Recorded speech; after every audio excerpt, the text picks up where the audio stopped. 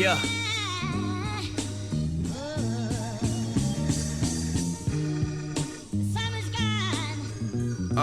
The breeze stops blowing. The sun just leaves the sky. So face the world now. Oh, cry. Face the world now. Well, first I want to start off by saying congratulations. Thank you. So, how do you feel about the success of your Positive Pay campaign? I feel great about it, you know.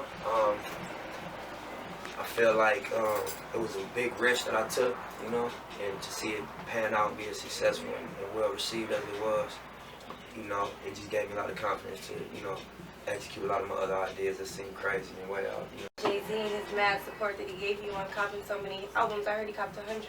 Yeah, definitely. Shout out to Jay-Z, man. You know, Jay a boss, you know what I mean? He's one of the people I study, you know what I mean, who I feel represent the right way, you know, so for him to reach out and point to what we was doing, because he's very influential. So anything he speak about or even give attention to, it's like Oprah, we got the Oprah effect. Yeah, you know what I'm saying? it went So, viral. yeah, most definitely. So definitely shout out to Jay for that. And then for spending his money, you know, on top of that, like the cosign cost, but also picking up some bread to support. That was just some real nigga shit. So I respect you and salute. Thank you. Well, you named your last few projects The Marathon Continues, and your up-and-coming project is The Victory Lap. Yeah. So, how do you feel your title reflects you as an artist?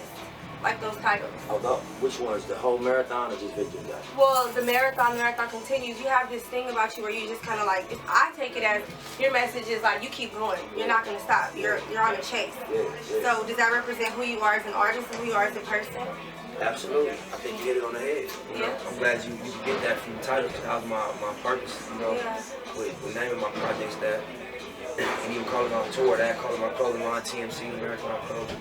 Just the idea, I think if I could like want to be known for anything or have any impact on people or, you know what I mean, represent one thing, it would be to not stop. That's really, I can tell people a lot of shit and talk about all type of things all day, but if I only had a quick second to say something, I would just say just keep going. I'm good, you know? Yeah, that's very good. And that's what I took from you in your album. Yeah. So, what is the biggest obstacle you had to overcome to get to where you are right now in your music industry? And where you are now?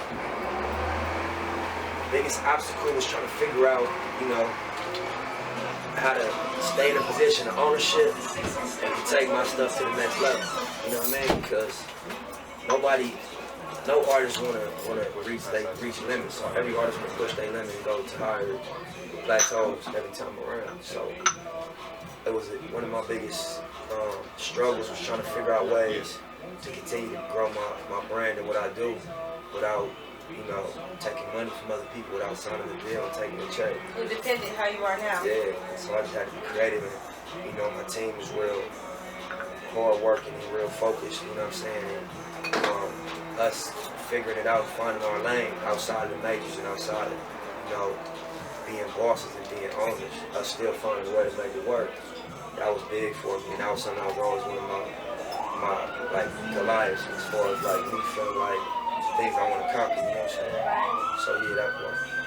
So, what should your fans expect from your up-and-coming album, Victory Lap, that we haven't already heard or seen from you? Because we're expecting something interesting. Yeah, what you expect? Something different, interesting. That's right. Outside the box, of course. Yeah.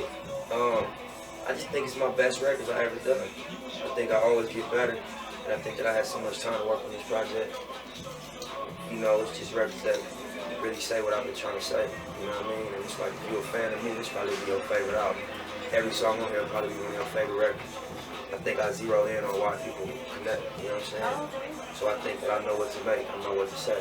It ain't a lot of like figuring it out to do no more. You know what I'm saying? I didn't know what to say to the ones that connect the most. You got, you know, fans involved for different reasons, people that listen for different reasons, but the ones that connect with the concept and the idea, you know, this would be their album, this would be where it really was clear to them. So, I want to know, changing the subject a little, backwoods or swishers? Backwoods, I got turned off swishers, you know, the backwoods recently, I was sprung backwoods. Sprung, okay. Yeah. So is smoking weed a part of your creative process in the studio? You know, I'm funny, sometimes I stop smoking for months at a time, and then sometimes I smoke a half ounce, 2 ounces a day. So it just depends what mode I'm in, because I play a role of a creative person, but I'm also a business owner, and you know what I'm saying? Like, things gotta be on time, and I gotta make like focused decisions. So you have your focus times you just have time to relax. Yeah, not that we don't make me focus, it's just, you know, I do it in excess when I smoke, so sometimes I need to cool out a little bit. Well, that ain't too bad. But to answer your question, yeah, like, if I'm in my mode, I'll definitely smoke while I'm creating, just to keep patient, to stay patient. So you have made songs with not smoking? Yeah, one of my, the record with Don Kennedy, at the first line, I said, no kush, just a gang of folgers, me, my laptop, and my notebook. Cause I was on my sober shit, I was drinking coffee all day, and just, that was what I was on, you know what I'm saying? And that's a good message to let your fans know. You don't always have to be high. Yeah, you know, and I'm saying this in a weed shop and in a weed clinic, so I probably sound like a hypocrite, but you know. But you are who you are, and that's why we love you. Yeah, it's just like, you know, just to each his own, whatever works for you best, you know what I'm saying? For me, sometimes I stop and I just focus, like zoom in on where I'm trying to get, and once I see it, I just get back on my, you know, write it down to it. So how do you feel about the way the marijuana industry has evolved to this day? I think it's dope, actually, that we can buy weed legally. Like, man, that's tight, you know what I mean? And I think it might continue to evolve and end up like Colorado or like one of the states where it's completely legal. Or it might not, but I think that just getting, like, you know, they always talk about the economy fucked up and they get all type of, you know what I mean? Weed is a ridiculous crime, you know what I'm saying? Smoking weed, so. Doesn't kill people, yeah. None. If anything, it make people relax. I don't really hear about people fighting. Like, liquor make you angry, you know what I'm saying? Yeah. That'll make a bar fight pop off, that'll make a go down in the club. Weed, You get liver cancer so much from drinking. Yeah, but weed is gonna be relaxed and chilling, so, you know, I think it's dope if they lighten up a little bit. Yeah. So, I have a personal question. If you lost your voice permanently, right? Yeah. What else can you see yourself doing to be as successful as you are today? I would definitely write. I'll continue to write. Okay. I couldn't perform and just, you know, like be vocal. I would still write. And I would just, you know, I'm trying to be creative and try to find out, you know, silver lining in that. That'd be like devastating to me. But I had to roll with it and like, you know what I'm saying? Still stay to the music. Yeah, somehow, some way.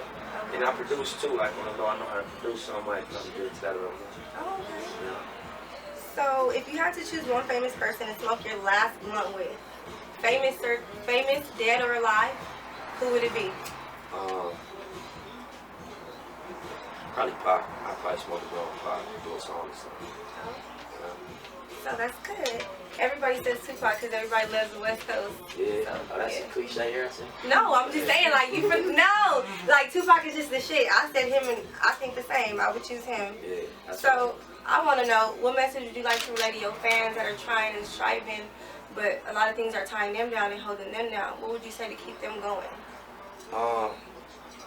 You know, the main thing is don't let it beat you. Just beat it. Whatever you go through, that's life. You know, the storms, the sunny days, but just don't fold for sure. That's really my message. You know. What up? What up? Snake Boy and Nipsey Hussle. I'm hanging out at Kushnwaxconnection. You already know. Got that marathon OG burning. About to get up out of here. Yeah.